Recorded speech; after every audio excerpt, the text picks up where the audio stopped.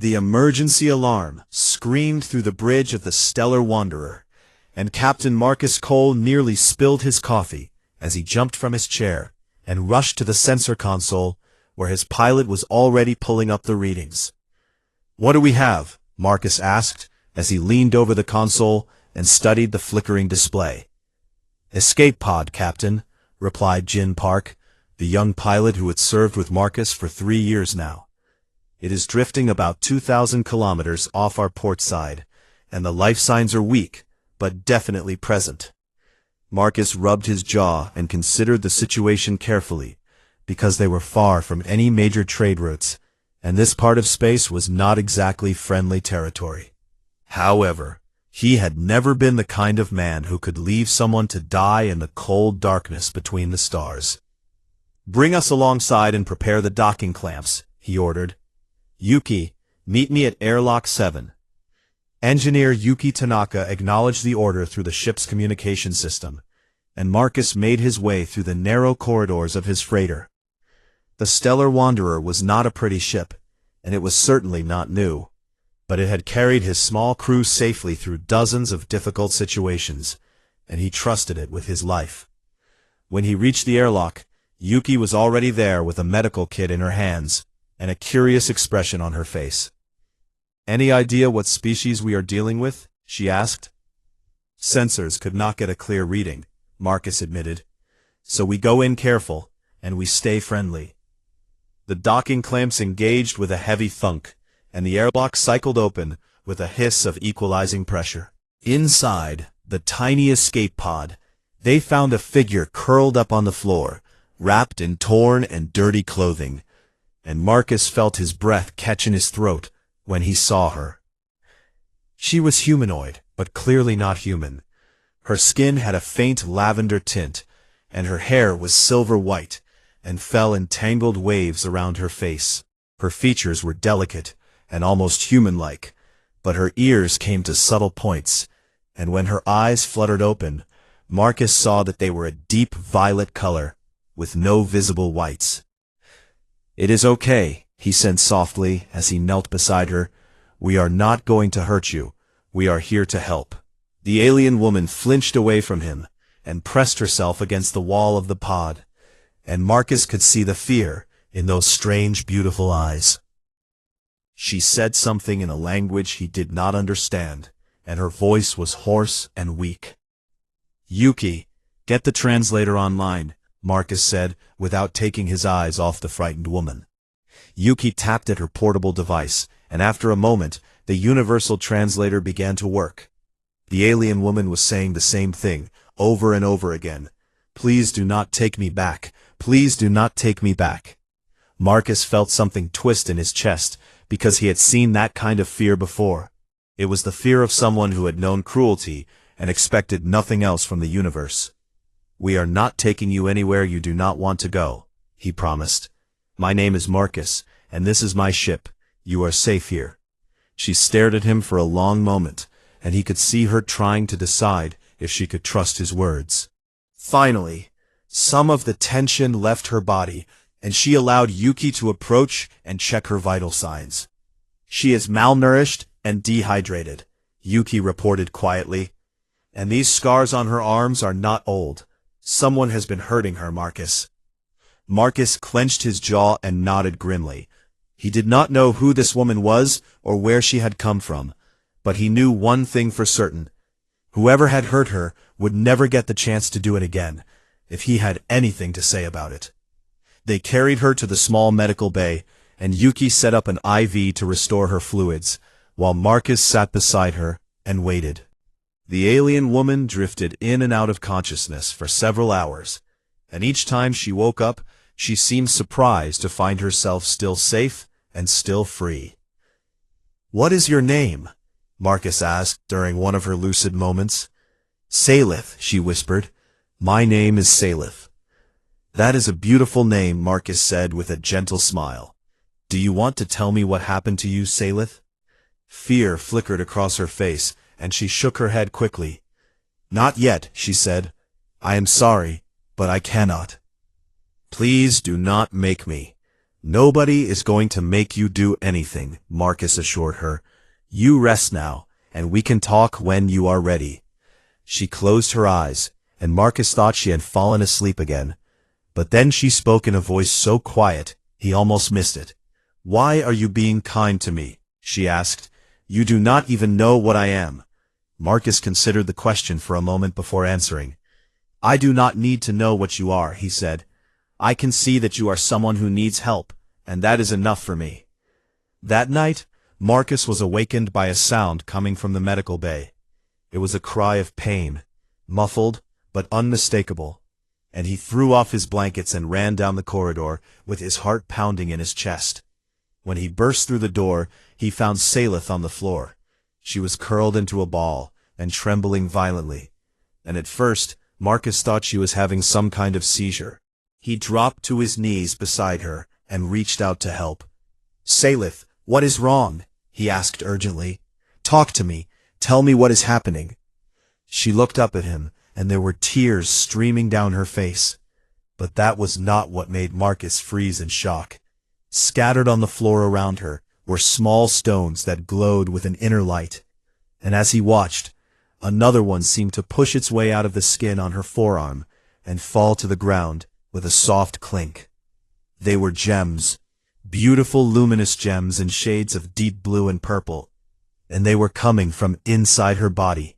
No, Salith gasped when she saw him staring. No, you were not supposed to see this.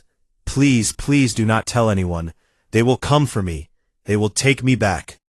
She scrambled to gather the gems with shaking hands, and Marcus could see the raw terror in her eyes. This was what she had been running from, and this was the secret she had been so desperate to hide. But Marcus did not think about the gems or their obvious value.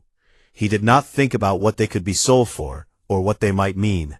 All he could see was a frightened young woman in pain, and that was all that mattered to him. Hey, stop, he said gently as he caught her hands in his. Stop. It is okay. I am not going to tell anyone. You do not understand, she sobbed. These are worth more than your entire ship. Everyone wants them. Everyone will hurt me to get them. Marcus looked into her violet eyes and spoke with absolute conviction. Then everyone will have to go through me first, he said. I told you that you are safe here, and I meant it. Now forget about the gems, and tell me, are you in pain? Salith stared at him as if he had just said the most impossible thing she had ever heard. And perhaps for her, it was. Perhaps no one had ever looked at her and seen anything other than what she could produce. Yes, she finally admitted. It always hurts.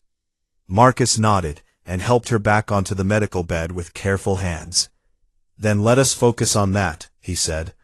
We will figure out the rest together, but first we are going to make sure you are okay. That is what matters. You matter, Salith, not the gems.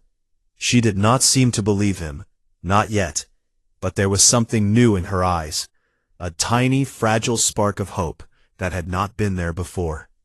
And Marcus Cole silently promised himself that he would do whatever it took to keep that spark alive. 3 days passed aboard the Stellar Wanderer, and Salith slowly began to recover her strength.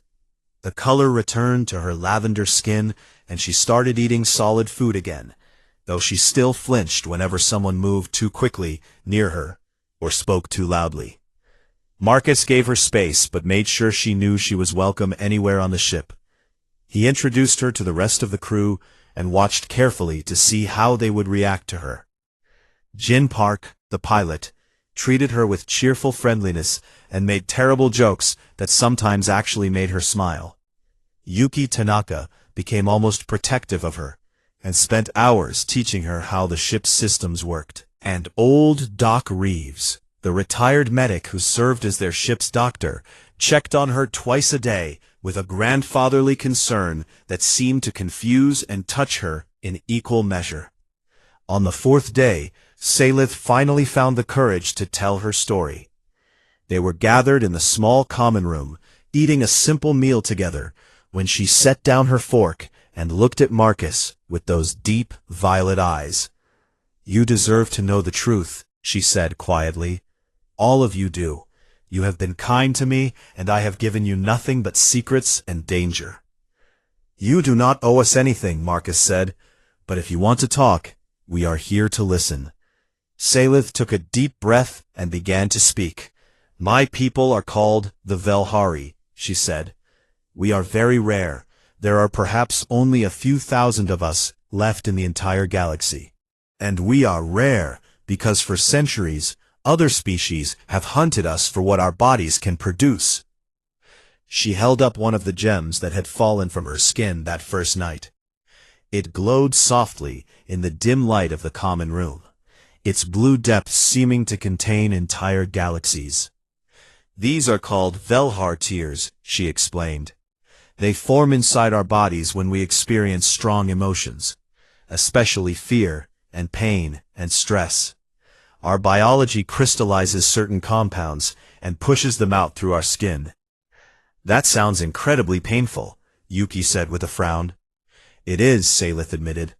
But the pain does not matter to those who want the gems.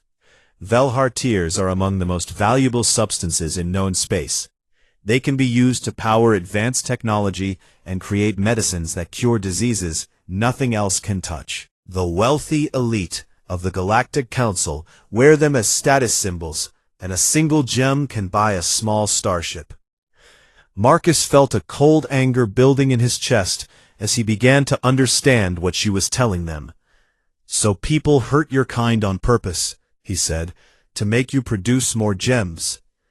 Salith nodded, and her eyes glistened with unshed tears.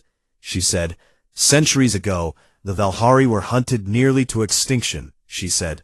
The Council finally stepped in and declared us a protected species. They established sanctuaries where we would be kept safe from exploitation. She laughed bitterly, and it was an ugly sound, full of pain and betrayal. But the sanctuaries are not what they claim to be. They are farms, Marcus. They keep us in conditions designed to maximize our stress and fear. They control every aspect of our lives and harvest every gem we produce. I was born in a sanctuary, and I have never known anything else. I was not a person to them. I was livestock. The silence that followed her words was heavy and terrible. Jin had gone pale, and Yuki looked like she wanted to hit something. Even old Doc Reeves, who had seen much in his long life, seemed shaken. The Council knows about this? Marcus asked carefully. The Council profits from this, Salith replied. The gems flow through official channels, and everyone pretends not to know where they really come from. The sanctuaries are presented as conservation efforts, and anyone who questions them is told they simply do not understand the complexities of Velhari biology. Marcus stood up and walked to the viewport and stared out at the stars. He had always known the Galactic Council was not as noble as it pretended to be. But this was something else entirely. This was slavery dressed up in pretty words and legal frameworks. How did you escape? He asked, without turning around. There was a malfunction in the security systems, Salith said. It only lasted a few minutes, but it was enough. I stole an escape pod and ran. I did not have a plan or a destination. I just knew I could not stay there any longer. I would rather die free than live another day in that place. Marcus turned back to face her, and his expression was hard with determination. You are not going back, he said. I do not care who comes looking for you. You are not going back to that. You do not understand what you are saying, Salith protested. The Council will send recovery agents, the criminal syndicates will send hunters. I am worth more than you can imagine, and they will never stop looking for me. Then we will never stop running, Yuki said firmly. You are one of us now, Salith. We protect our own. Salith looked around at the faces of these humans, who had known her for only a few days, and were willing to risk everything for her. She could not understand it. In her experience, everyone wanted something, and kindness always came with a price. Why? She whispered. Why would you do this for me? Jin grinned at her and shrugged. Because it is the right thing to do, he said, as if it were the simplest answer in the world. Before Salith could respond, the ship's communication system crackled to life, and an automated voice spoke. "Attention, unidentified freighter. This is Council Patrol Vessel Righteous Purpose. You are ordered to halt and prepare for inspection. We are searching for stolen Velhari property, and failure to comply will result in severe consequences." Saylet's face went white with terror, and she started to rise from her seat. "I have to hide," she said desperately. "Or maybe I should just turn myself in. I cannot let you all suffer because of me." Marcus caught her arm gently but firmly. "Sit down," he said. "Nobody is turning themselves in, and nobody is hiding like they have something to be ashamed of. Jin, open a channel." The pilot looked uncertain but did as he was told. "Council vessel, this is Captain Marcus Cole of the Stellar Wanderer," Marcus said in a bored tone. "We are a registered cargo hauler out of Earth colonial space. What seems to be the problem?" "We have reason to believe you may have encountered an escape pod in this sector," the council officer replied. "A valuable Velhari asset has gone missing, and we are conducting a thorough search." Marcus made a show of checking his logs, even though he knew exactly what had happened. "We did pick up some debris on our sensors a few days back," he said casually. "But it was just wreckage. No life signs. Whatever you are looking for must have drifted further out. Have you tried checking the Kelleron asteroid field?"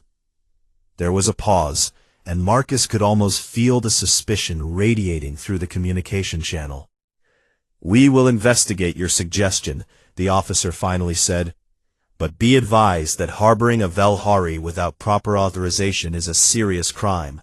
The penalties are severe." "I appreciate the warning," Marcus said with just a hint of sarcasm. "Safe travels, Council vessel." The channel closed, and the crew waited in tense silence until Jin confirmed that the patrol ship was moving away. Only then did Marcus allow himself to breathe normally again. Saylet stared at him with wide, disbelieving eyes.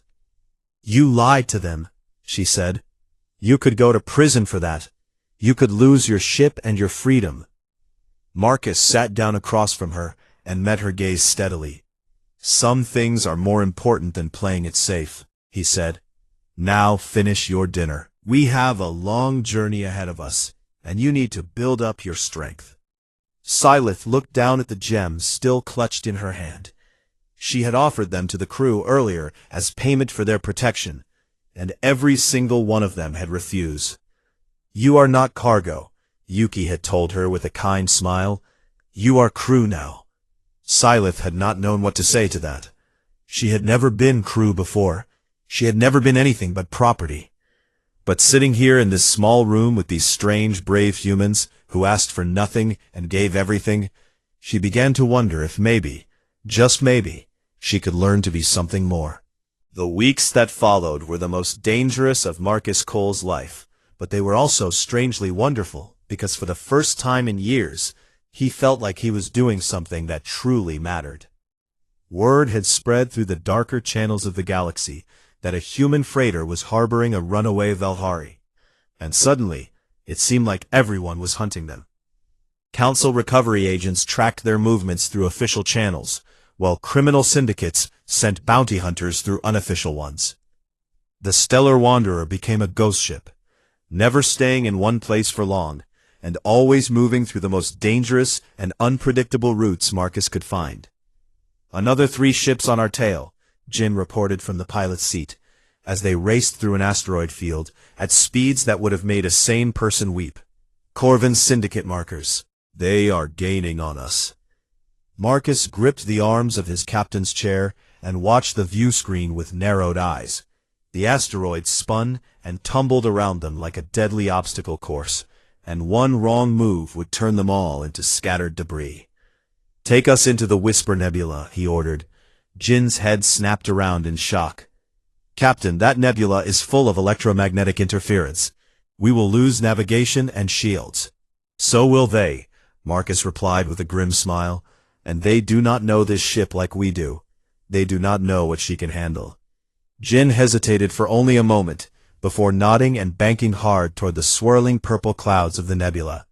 Behind them, Two of the pursuing ships peeled off immediately, unwilling to follow into such dangerous territory. The third hesitated, and then came after them. The nebula swallowed them whole, and suddenly the view screen showed nothing but churning clouds of ionized gas.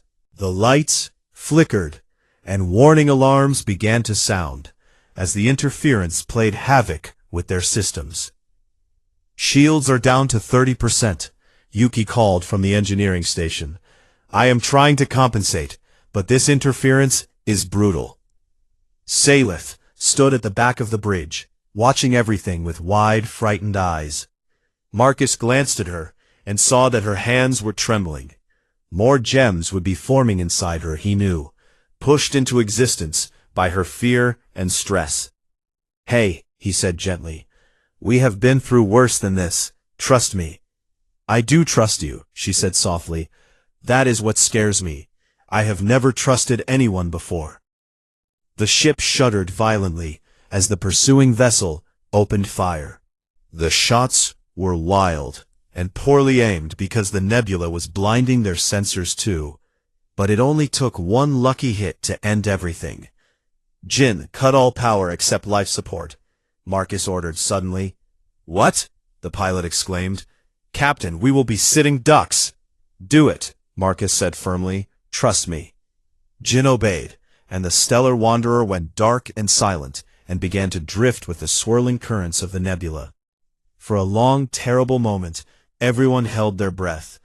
The pursuing ship flew past them, its own sensors searching blindly for a target that was no longer producing any energy signature. It kept going, deeper into the nebula, hunting for prey that had seemingly vanished. "Now," Marcus said quietly, "reverse thrust, dead slow. Get us out of here before they realize what happened." Jin worked the controls with expert hands, and the stellar wanderer crept backward out of the nebula, like a thief escaping into the night. By the time the Corvin ship realized it had been tricked, they were long gone. The bridge erupted in relieved laughter, and even Salith smiled, though her hands were still shaking. "That was insane," Yuki said with a breathless grin. "Absolutely insane. I love it." Marcus allowed himself a moment of satisfaction before focusing on their next problem. "We need supplies," he said, "and the ship took some damage in that nebula. We have to find somewhere to make repairs."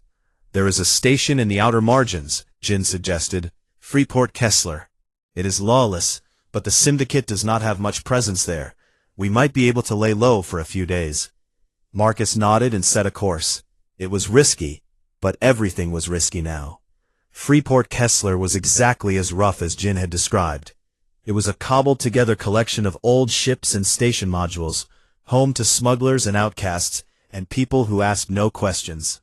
Marcus left Doc Reeves to guard the ship, and took the rest of the crew to find the parts they needed. Salith walked close beside him, her silver hair hidden under a hood, and her violet eyes constantly scanning the crowds around them. She had learned a lot in the weeks since they had found her, and she was no longer the frightened, helpless creature who had begged them not to send her back. "We are being followed," she murmured quietly. "3 figures, 20 meters behind us. They have been tracking us since we left the docking bay." Marcus did not look back, but he trusted her observation completely.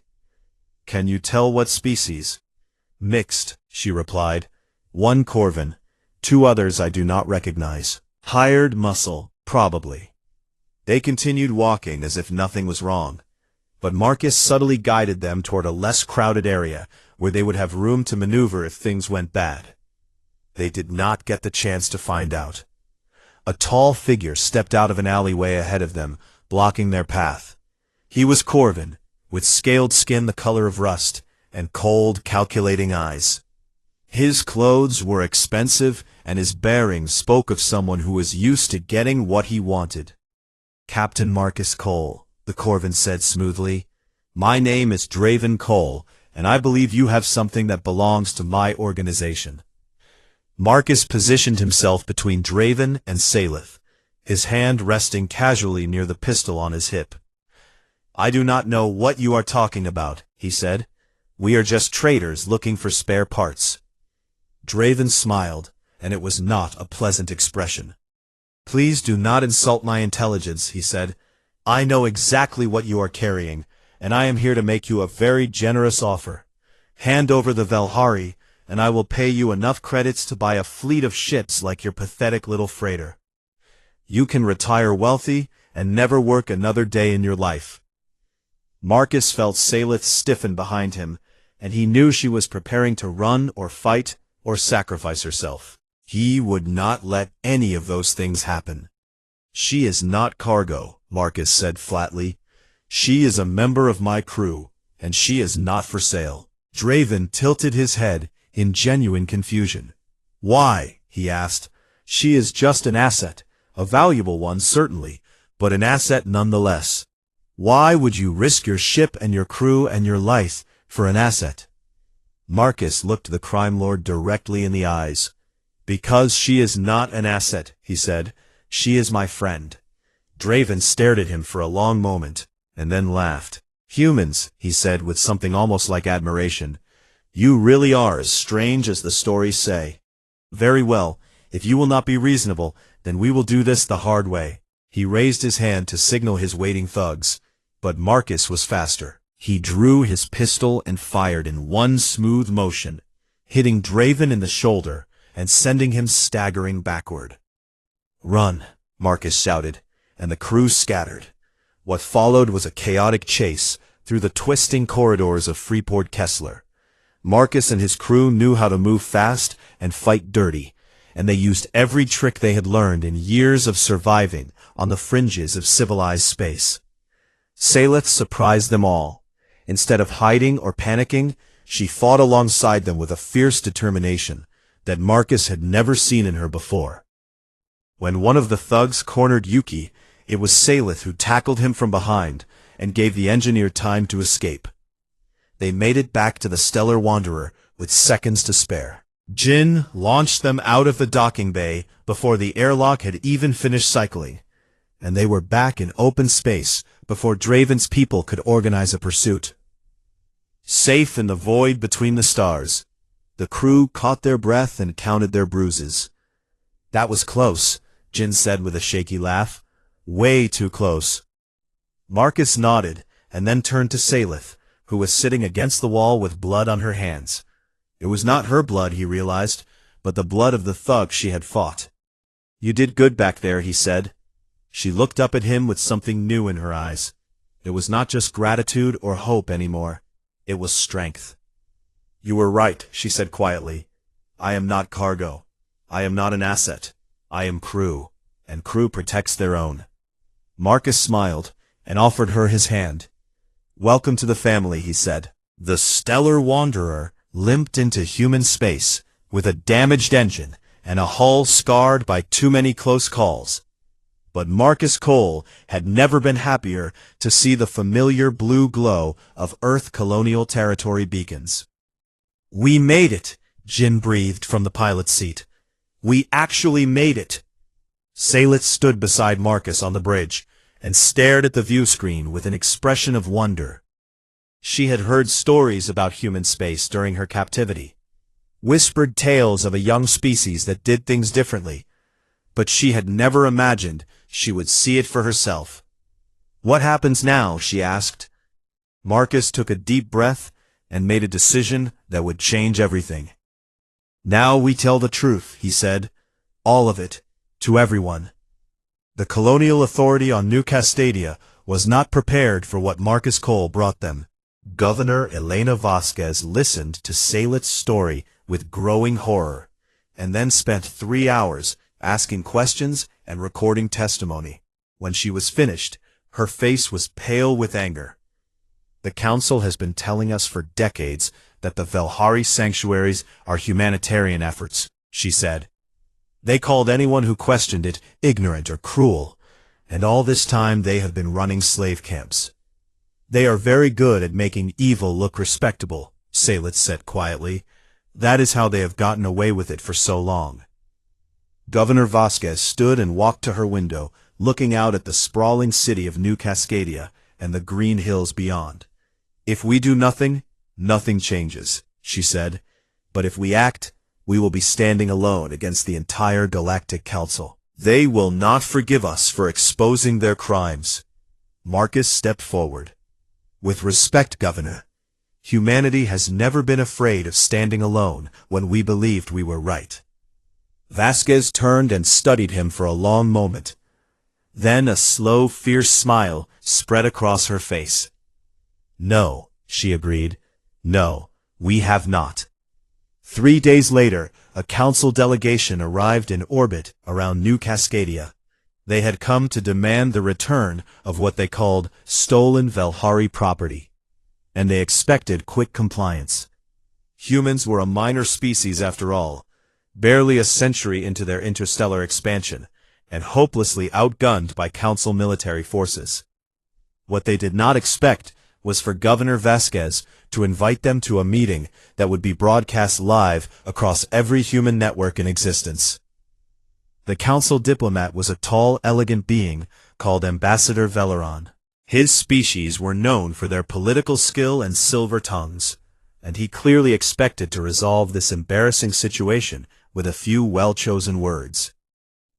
Governor Vasquez, he began smoothly, I am sure you understand the delicate nature of this situation. The Velhari are a protected species, and their care requires specialized facilities and trained personnel. The individual you are harboring was removed from a sanctuary without authorization, and her well-being is our primary concern. Vasquez nodded thoughtfully. I appreciate your concern for her well-being, Ambassador.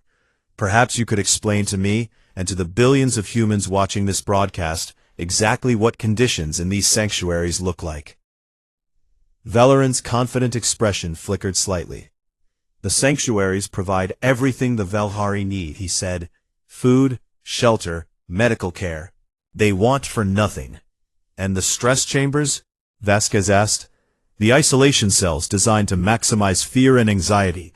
The harvesting schedules that take every gem a Velhari produces, regardless of the pain involved. Are those also part of the specialized care you provide?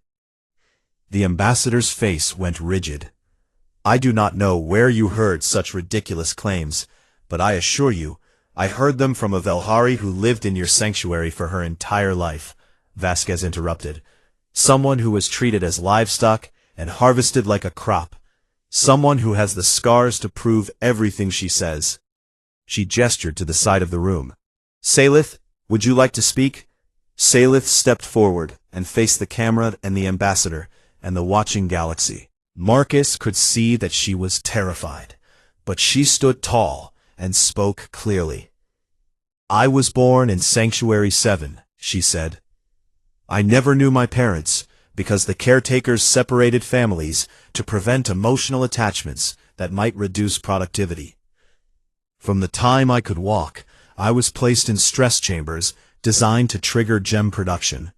The walls would close in, or loud noises would play for hours, or I would be left alone in the dark until I cried, and the gems came out of my skin. She paused and took a steadying breath. I have seen Velhari die in those chambers, she continued. I have seen them taken away when they stopped producing enough gems, and I never saw them again. The sanctuaries are not protecting us. They are farming us. And the Council knows, because the Council profits from every gem we produce. The silence that followed was absolute. Ambassador Veleron had gone pale beneath his composed exterior. He opened his mouth to speak, but Salith was not finished. I used to think there was no hope, she said. I thought the entire galaxy was the same. Everyone wanted what we could produce and no one saw us as people. And then a human ship found my escape pod, and the captain pulled me out of the cold and darkness and asked me if I was in pain. Her voice broke slightly, but she pressed on. He did not ask about the gems. He did not ask what I could give him. He just wanted to know if I was okay. That was the first time anyone had ever asked me that question. And when he found out what I was, he did not try to sell me or trade me or use me. He told me I was crew, and he meant it. She looked directly into the camera. Humans are not like other species, she said. They are emotional and loud and sometimes reckless, and they do not always make sense. But they see people where others see assets. They see pain where others see profit. If there are any other Velhari listening to this, if any of you have managed to escape or are still dreaming of freedom, I want you to know something. The humans will help you. Not because they want your gems, but because they believe everyone deserves to be free. Because that is simply who they are. Governor Vasquez stepped forward again. The colonial authority of Earth formally grants asylum to Salith, and to any other Velhari who seeks freedom, she announced. We will not cooperate with Council recovery efforts, and we will not return anyone to those so-called sanctuaries. Ambassador Veleron finally found his voice. You are making a grave mistake, he said, with barely controlled fury. The consequences of defying the Council will be severe. You cannot stand against all of civilized space. Vasquez met his gaze without flinching. Then let there be consequences, she said. We would rather stand alone on the right side of history than kneel with the crowd on the wrong one. The broadcast ended, but the impact was only beginning. Within hours, the recording had spread beyond human networks and into the wider galaxy. Species that had accepted the Council's version of events for centuries were suddenly asking uncomfortable questions. On worlds scattered across known space, people were watching a terrified young woman tell her story, and a human governor who refused to back down. And somewhere out there, hidden in the shadows of the galaxy, other Velhari were listening too. Marcus watched the chaos unfold from the Stellar Wanderer's common room. His crew was gathered around him, and Salith sat in the center, still trembling slightly from the effort of speaking her truth to the universe. You were incredible, Yuki told her. I was terrified, Salith admitted. Those are not mutually exclusive, Marcus said with a smile. Sometimes the bravest thing you can do is be afraid and do it anyway. Salith looked at him with those deep violet eyes that had become so familiar over the past months. What happens now? She asked. Marcus shrugged.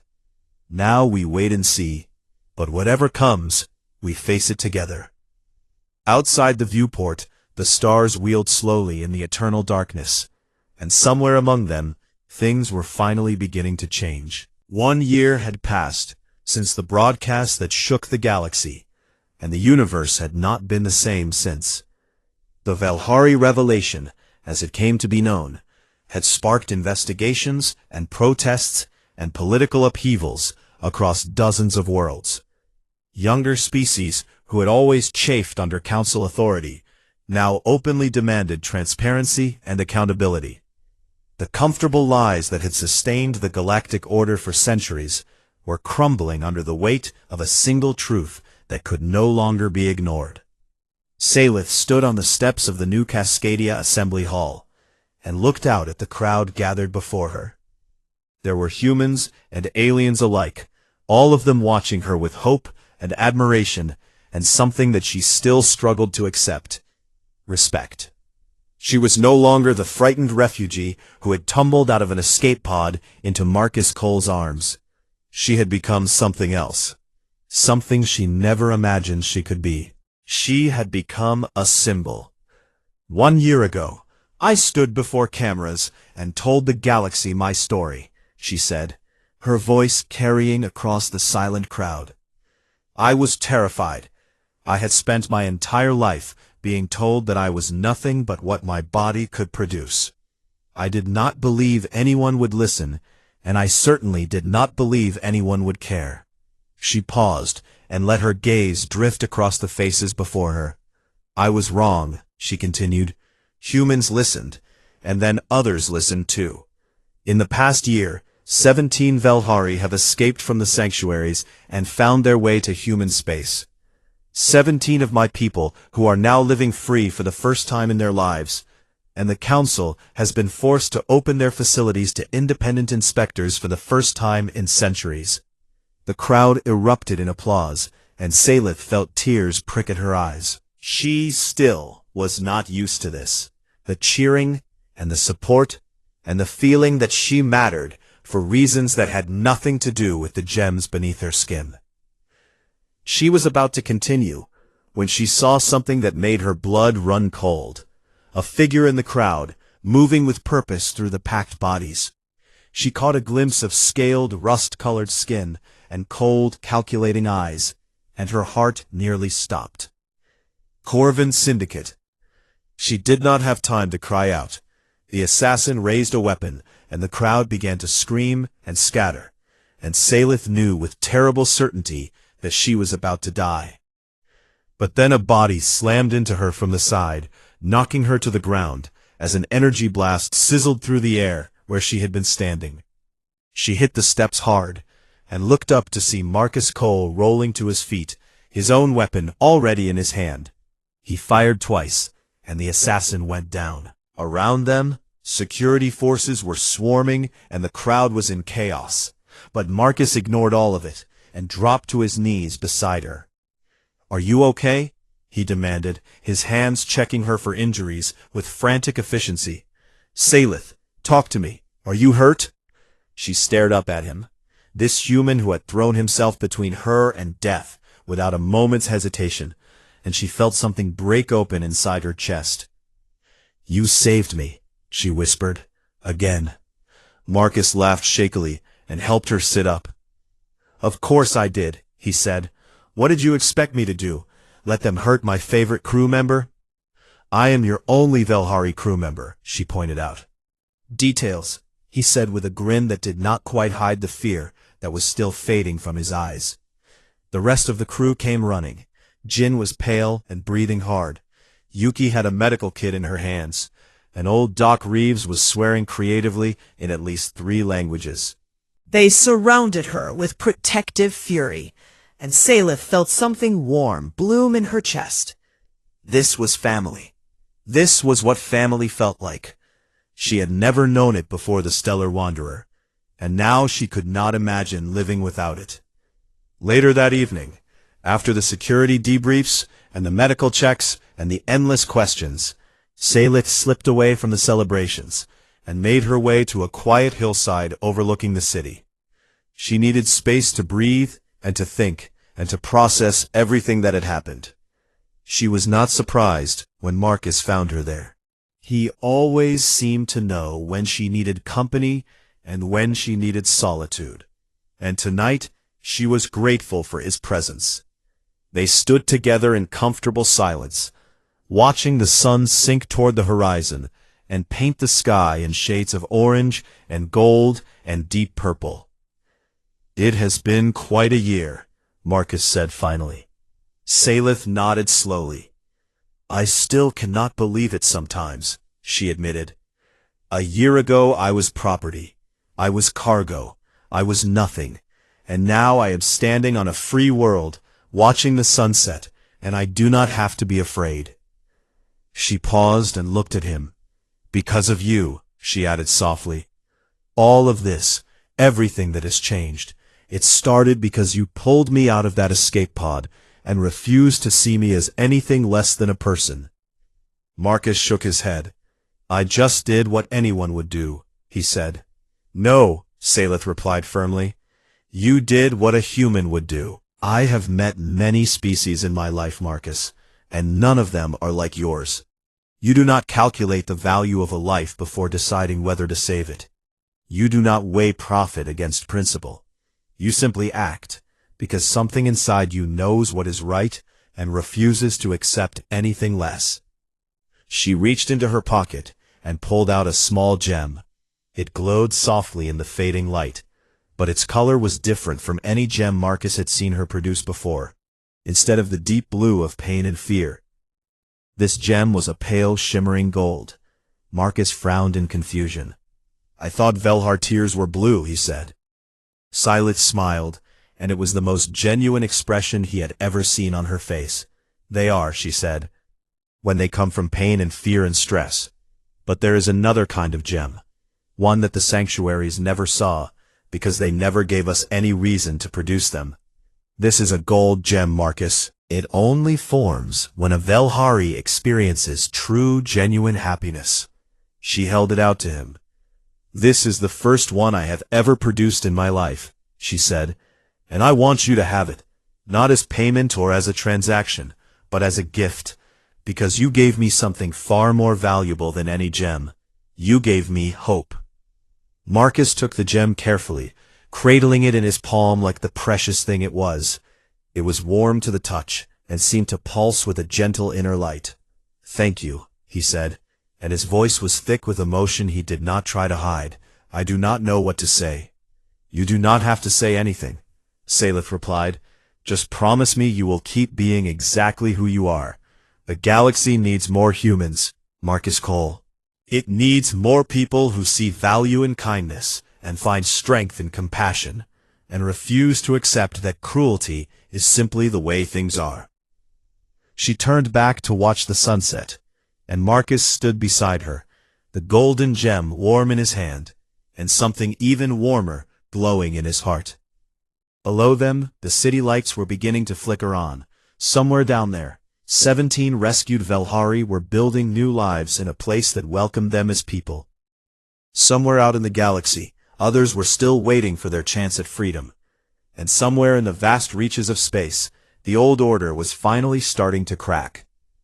The future was uncertain, and there would be more battles to fight and more challenges to face. The Corvin Syndicate would not give up easily, and the Council would not forgive humanity for exposing their crimes. But standing on that hillside, watching the stars emerge one by one in the darkening sky, Salith found that she was not afraid. She had a family now. She had a home. She had a purpose. And she had learned the most important lesson the humans had to teach. Among the stars, humanity was considered young and foolish, too emotional, too sentimental, too quick to fight for things that held no profit. The older species called them naive and idealistic, and predicted they would learn better in time. But Salith knew the truth. The galaxy had forgotten. Sometimes, the things without price were the only things worth having. And sometimes, a single act of kindness could change the universe. She reached out and took Marcus's hand, and together they watched the last light of day fade into the endless beautiful darkness of night. And the stars shone down on them like scattered gems across the velvet sky. And for the first time in her life, Salith of the Velhari was truly and completely free.